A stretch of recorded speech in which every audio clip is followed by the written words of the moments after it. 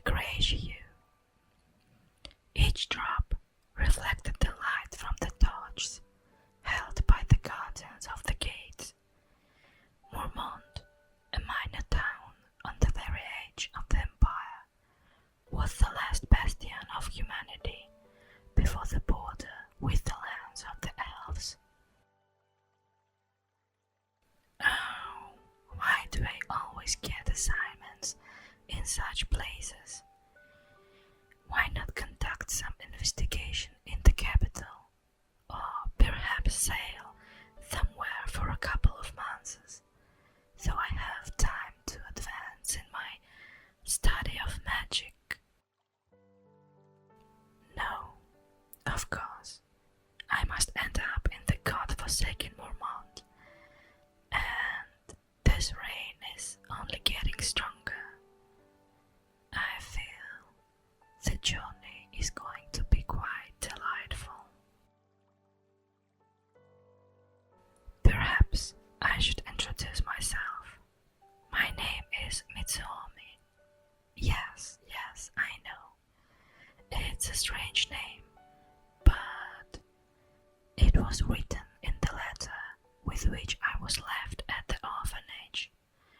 So the matron decided that that was what I should be called. So yes, I am Mitsuomi, and I am a blood mage, though it would be more correct to call me a wizard. In the world of Diana, mages are those who can manipulate all elements by arranging rune chains to create the necessary spells. Mages operate with external energy, mana, dispersed throughout the world. Wizards, on the other hand, provide mana through internal energy source called a core.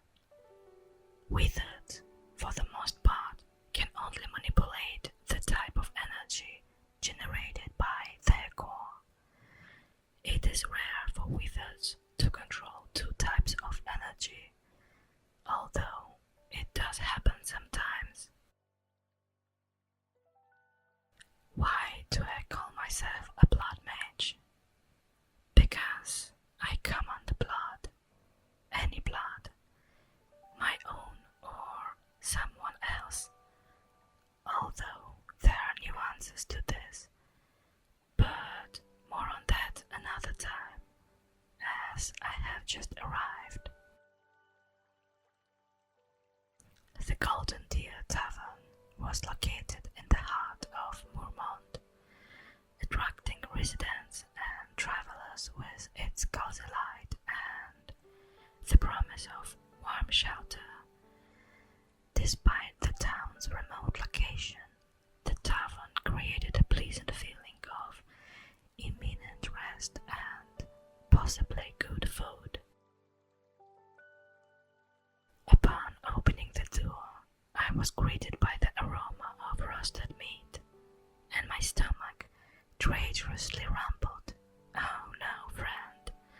First the deal with the mission, then we can rest. Scanning the tavern, I quickly located the target of my mission, the fiery-haired sorceress Lena, and, without wasting any time, headed to her table. Immediately, two warriors blocked my path, and, judging by the aura emanating from them, they were clearly practitioners. Where do you think you are going? Can't you see the lady is resting? Go your own way, said the practitioner with two blades on his back. A familiar warmth filled my body, accomplished by rising bloodlust that clashed with the clamps of wheel and retreated once again. Casting a holding spell on both warriors, I walked past them and approached the table. It's a pleasure to meet you. My name is Mitsumi. You should have been warned of my arrival. The sorceress, quickly overcoming her surprise, nodded and said, "Yes, Lord Tariq did warn that someone from your department would be joining us. But unfortunately, he did not bother to explain the reasons for your presence." The sorceress gave me an expectant look, but seeing that I was not about to respond, she sighed and requested, "Please release my warriors. I think starting our encounter with a conflict was rather unnecessary." "Oh, there hasn't been any conflict yet. I just don't appreciate overly bold practitioners. Let's see how you talk when you are throwing spells from the behind our backs," retorted the warrior who had first spoken to me.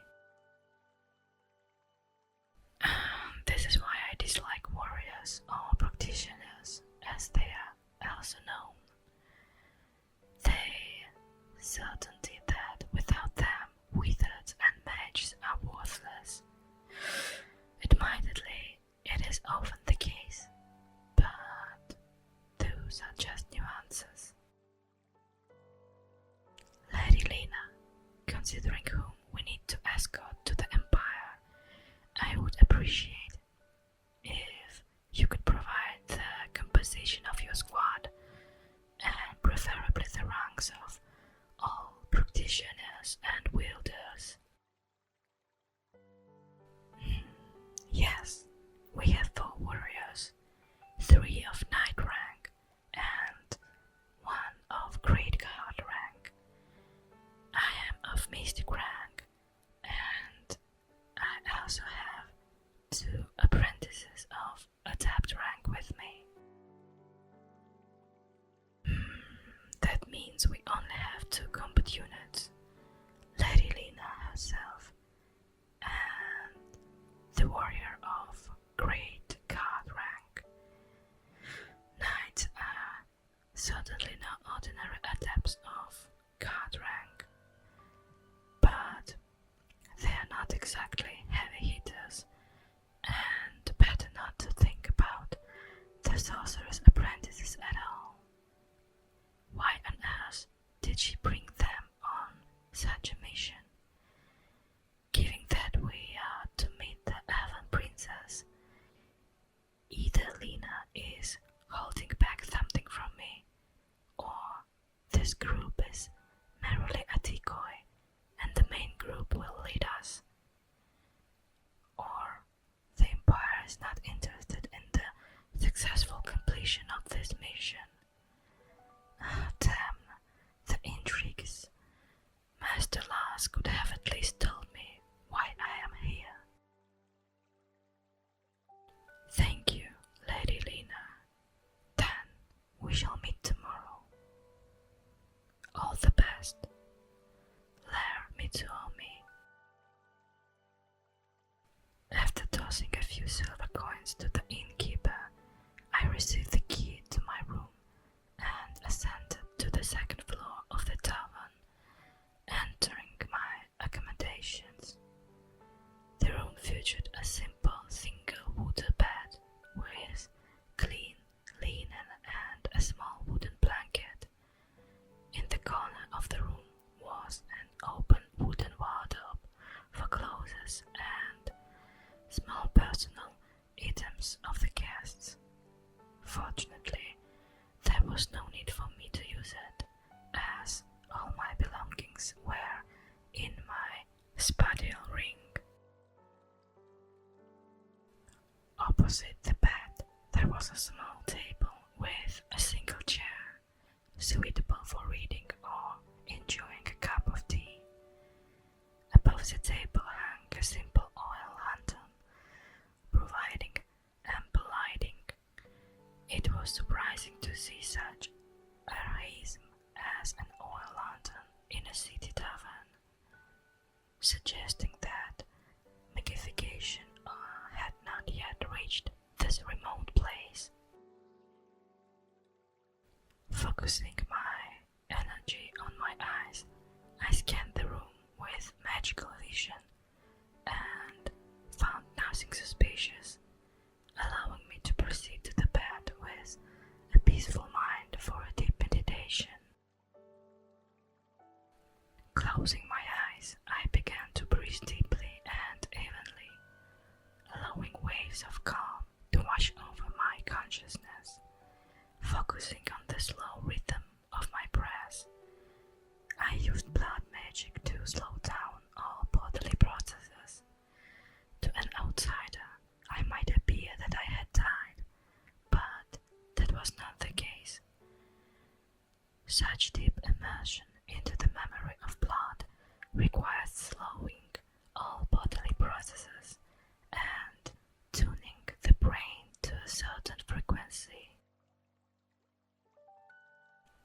Falling into a state of deep meditation, I transitioned to the level of blood memory with a familiar spell.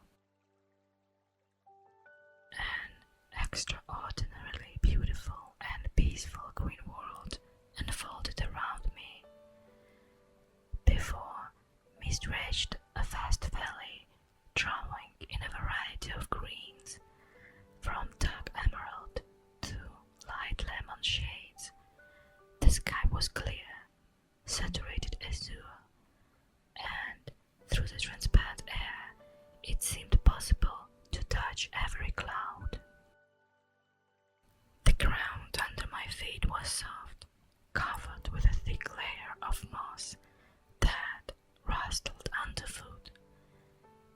In the distance, the melodic sound of a stream tintingly shimmered, reflecting the sunlight. Welcome, my mentor.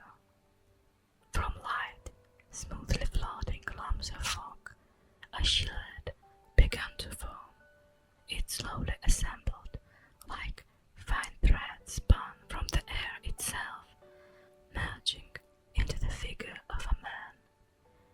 Gradually, the contours became cleaner, and before me stood an old man with dignified appearance. His hair was long and white as freshly fallen snow, freely flowing in the winds of this mystical world. His beard, of the same color, fell on his chest, neatly braided into several thick plaits. I am not your mentor. I am merely the memory of the lineage, taking a form that pleases you. The old man's eyes gleamed with a red hue, a common side effect among the strongest practitioners of blood magic. You have grown stronger, descendant, but you are only at the beginning of your journey. How much time do we have today? How much have you learned to accelerate your inner world?